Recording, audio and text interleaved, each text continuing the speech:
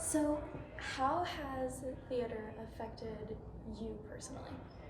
Ooh, so I've been acting since I was in the sixth grade.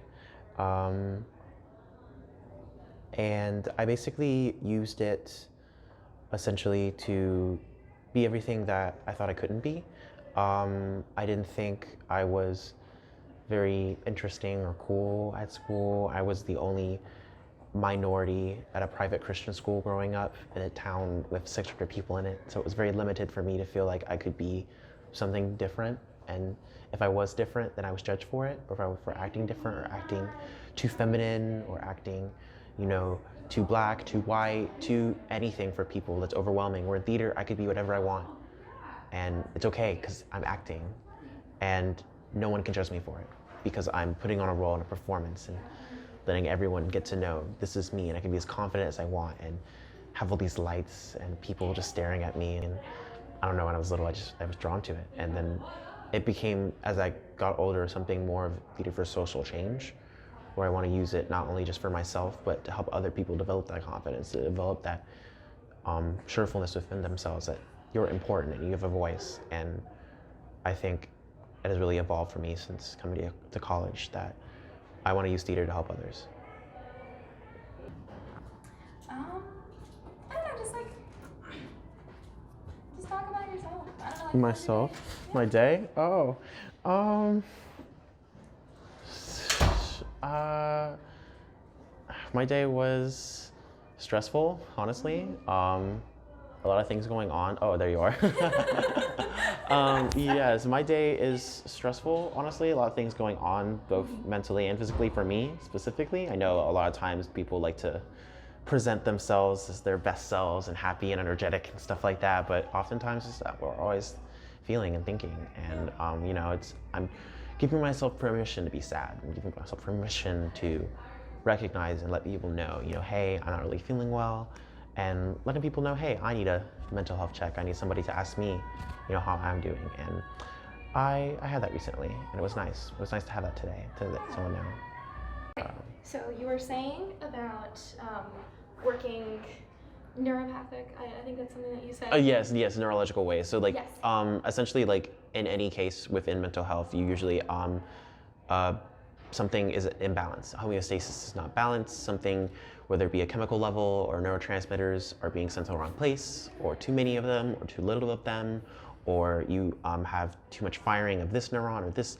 There's such a there's a medical explanation to what can be explained for why people have certain illnesses, and that's very valid. Obviously, it needs to be observed, but it's more than just like a diagnosis specifically on that medical level. Like, there's a person inside them spiritually that needs to be addressed, and that need for being listened to and being recognized for their illness, and knowing that it's okay to feel this way and that we're going to help you get better, I think is what the arts do more than medicine, if that makes sense. It's like giving you access to something that helps you push yourself into a place that you're never willing to go to specifically. For example, one thing that I've observed that help a lot with people with like depression or anxiety or other forms of mental illness among students on campus is Me Too monologues.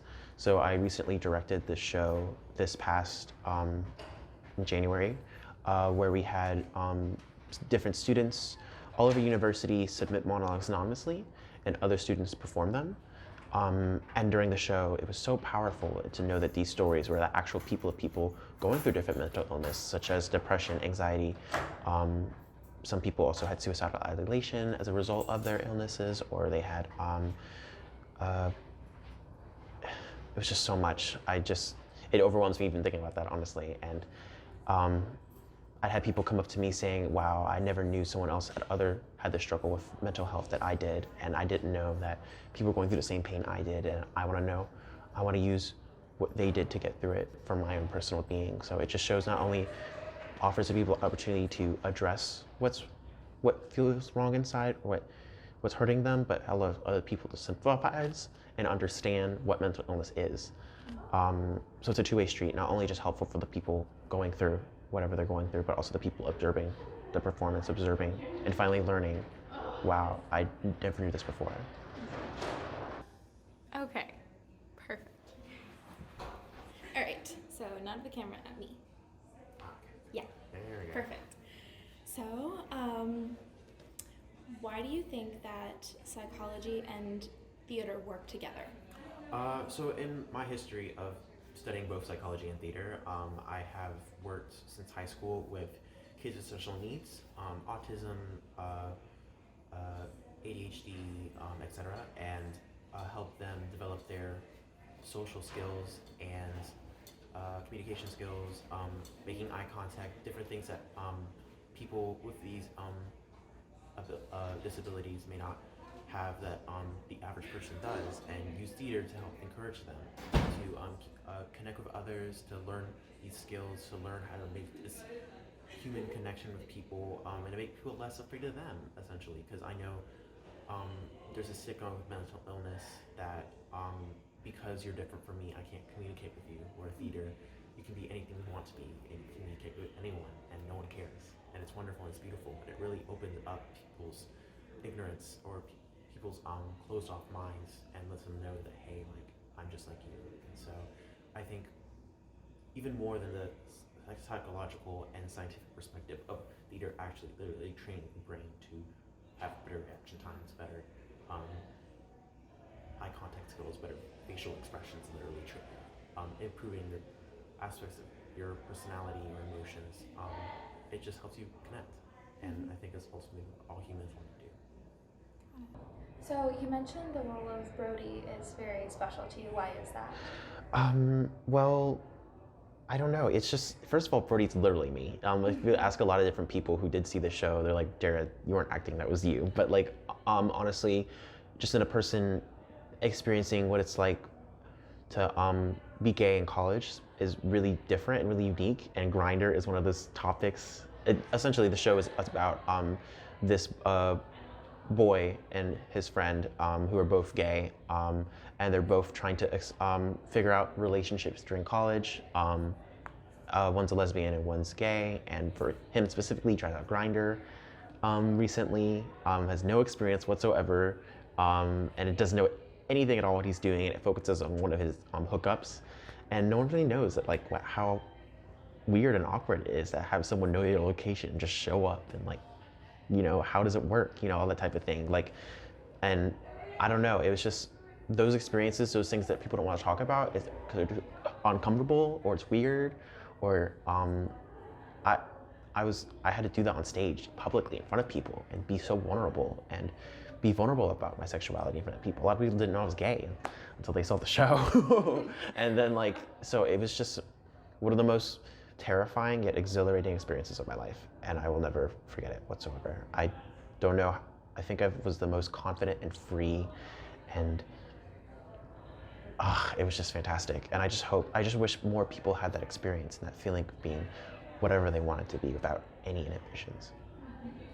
So, studying psychology and dramatic arts together, how do you think that performance and theater affects mental health? Well, personally, so I had suffered from mental health specifically, both a neurological and psychological basis. So I did I have epilepsy, essentially. So which is where I get different seizures at random times during my day, or different like parts of my body sometimes, in my case, stop working. So like in conversation, my mouth would just drop, or like I would fall downstairs, or I would like, my hands would flail out randomly, and everyone thought, what's wrong with you, blah, blah, blah. But when I did theater as a therapeutic device, it almost like calmed my body, it made me calm in sense. I lost all that anxiety, all these like different neurons that are fighting to different parts of my body stopped firing incorrectly. It's almost like everything just like came together when I knew I was on stage. I didn't stutter, none of my nerves / illness mixed together, and I don't know, it just does something to allow your brain, your physical and mental self to just let you go and let go of all the anxiety, let go of the stress. You don't have to focus on yourself as a person and all the insecurities and all of the sadness and all the pain and anger that you have. And you just let it go. And for just like a couple of rehearsals or a show, you are absolutely anything that you can possibly be. And it's so, so wonderful, and it's so therapeutic. Also at another level, have experience using theater and drama therapy where we help reenact situations of trauma specifically, help people get through whatever they were in that experience specifically. Okay, so could you just say your name and a little bit about yourself? Hi, I'm Jared Bowenkoff. I'm a junior here at UNC, majoring in neuroscience and theater. And what made you decide to choose those majors? So I come from a family of people in medicine specifically, so I was definitely highly encouraged to pursue sciences and to get into that. And I love working with people and helping people and finding them, not only allowing them to see their true selves, but also on how we can make them better, both physically, mentally, spiritually. But I still had this passion for arts specifically, so and being creative artistically, not necessarily in both my science mind and in my artistic mind, if that makes sense. So yeah, I just wanted to find a way to be able to pursue both my goals here, both my passion for sciences and finding out the unknown, and my passion for making people happy. So you have performed before, is that correct? Yes. What types of shows have you done? A lot. So I've done musicals, mostly dancing or ensemble roles within musicals such as Pippin or The Wild Party I did with Company Carolina at UNC. I also did a couple of plays, some with called Black Girl Interrupted with Black Arts Theater Company, and also just like now with KTC, as well as some roles as a producer and director. Awesome. And out of those roles, which one do you feel the most connected to? Oh, I think probably the one I was ever the most connected to was playing probably Brody in Just Like Now in Gage's show. First of all, it was the first time I've ever been a main character in my life in a show, but also I've never got to be someone publicly LGBT or publicly a person of color, a cast majority person of color, so that was just, it was a lot of new boundaries being stepped over at that time that no one was really driven to step over, and I don't know, that was just unique for me, and I really challenged myself and was open to my parents about my sexuality on stage. Crazy. So it was awesome. So do you mind? Like in the class, I'd be like, forget the projects, just listen to Logan Kelly from a different room.